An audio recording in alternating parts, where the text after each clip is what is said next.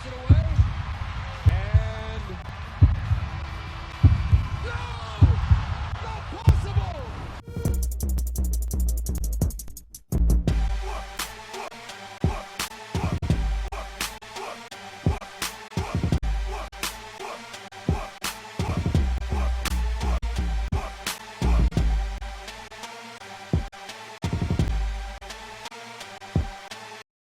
Good evening, Bahamas. This is NB12, broadcasting from Cable 12 Studios on Robinson Road. Here's what's making news tonight.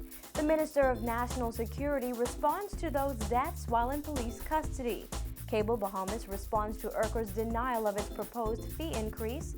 The committal order against Greg Moss thrown out, a Jamaican woman charged with prostituting others, plus the Catholic Church responds to Pope Benedict's resignation. Those stories and much more on the way, and Nakia DeVoe and NB12 starts right now.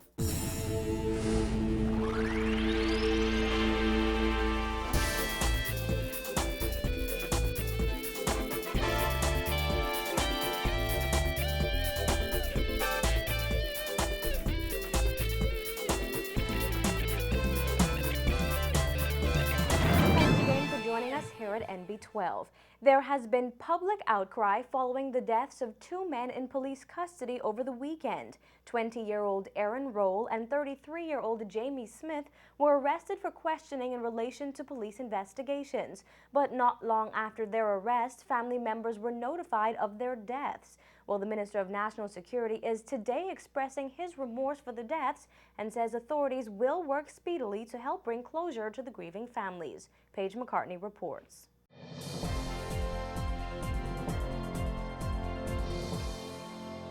National Security Minister Dr. Bernard Nottage said he's extremely sorry about and disturbed by the recent incidents.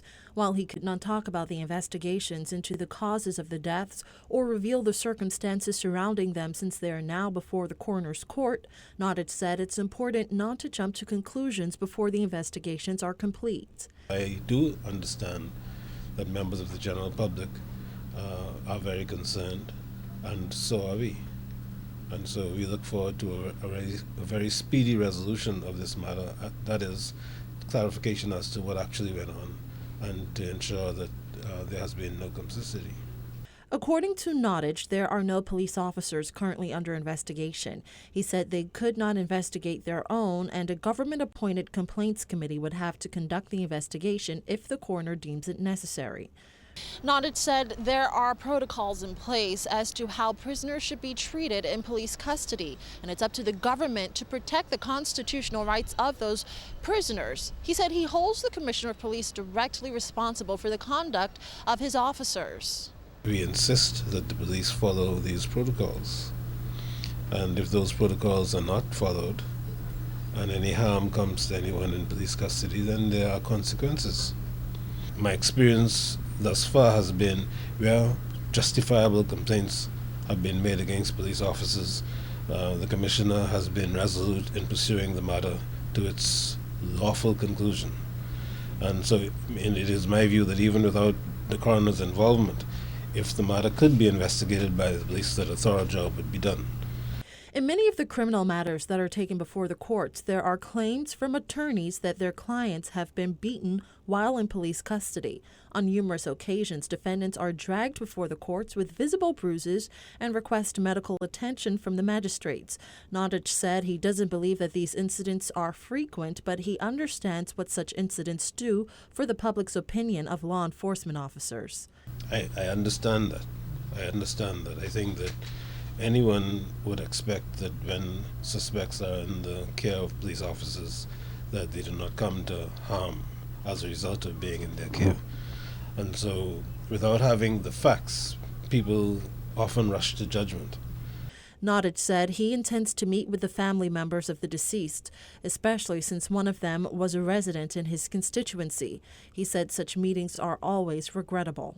Always regrettable when a matter like this occurs, and it's always very important that we get to the bottom of it quickly and can give the public the assurance, if everything was above board, the assurance that was the case, or if we find any adverse circumstances, then we deal with them and let the chips fall where they may.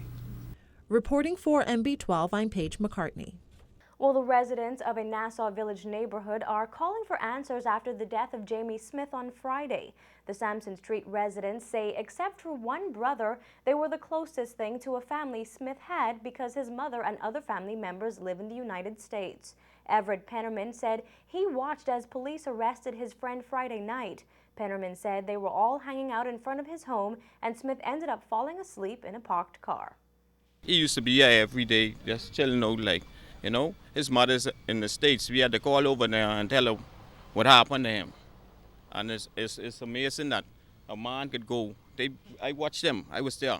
I was present. They took him out this car right here, carried him in handcuffs in good health. And hours later came back and said that he died. And now they want to say he had a seizure or heart attack. He don't have no known heart problem. No known problem. A healthy man. Not even a And I thought you was innocent until proven guilty, but they ain't giving you a chance. Isn't it amazing? 2 people could die in police custody just like that with the same problem? Yeah. Now, residents say the deceased was a quiet father of 2 young children, ages 7 and 10. They say they have their problems in the area, but Smith wasn't one of the troublemakers.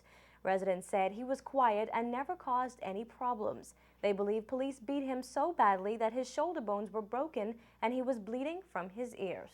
We supposed to trust them. Yeah. And then they won't come How back we to you supposed to and trust ask them? you information. Who Yeah. helped them? And I watched the news Saturday night. They didn't even mention his name. The commissioner of police didn't come on to address No one the country. apologized, nothing but heart attack. The man isn't sick with no heart attack. As we said, both Smith and Roll's deaths are under investigation. Well, in other news, Cable Bahamas Limited's customers will not be seeing an increase in their monthly bills. That's because the Utilities and Regulation Competition Authority has denied Cable Bahamas' application for a permanent price increase for its super basic cable television services. In a nearly 200-page document released during a press conference this morning, IRCA officials outlined a number of reasons why the application was denied. Key among those reasons, affordability and concerns about service quality. Quality of service and customer care issues dominated public feedback.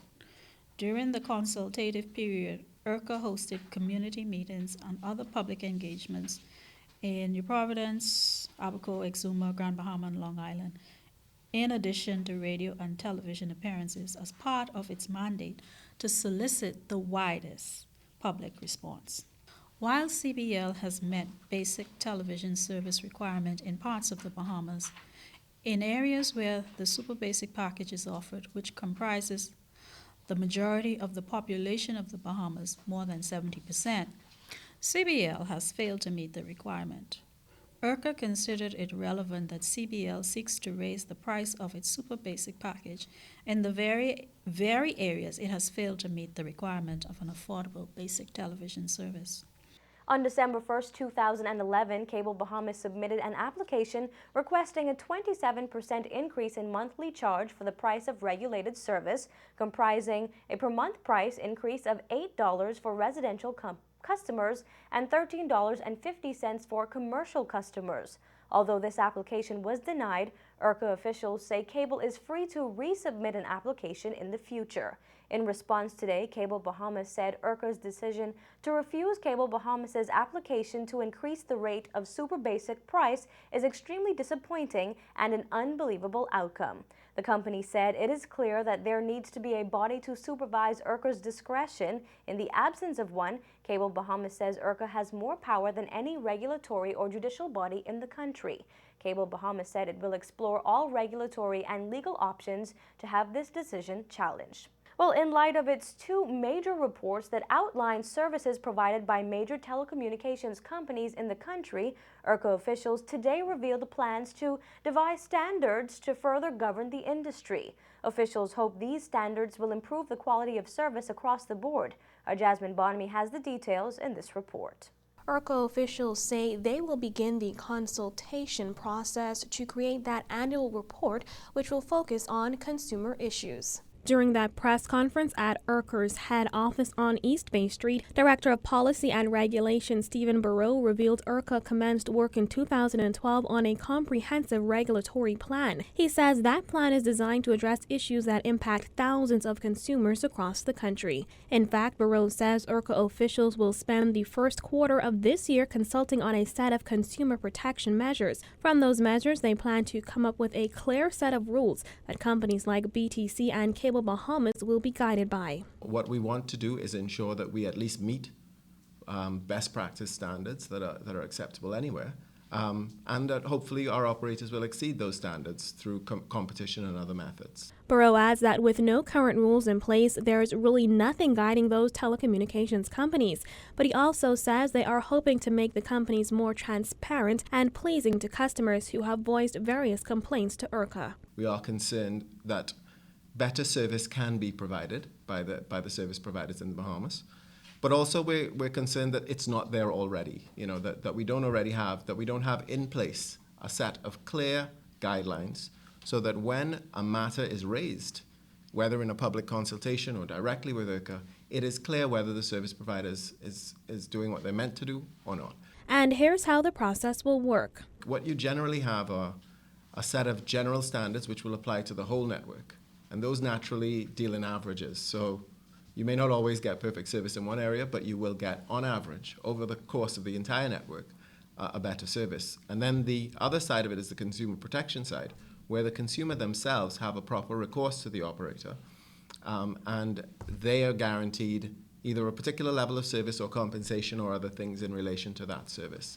So what we hope to do is a combination of both things, which we do believe will go some way to ensuring that we can at least have confidence in the type of services that are being provided. Barreau says IRCA will introduce a network level of set quality service standards during 2013. That will include setting a standard for issues like network availability, call completion, and call drop rates on a network-wide basis.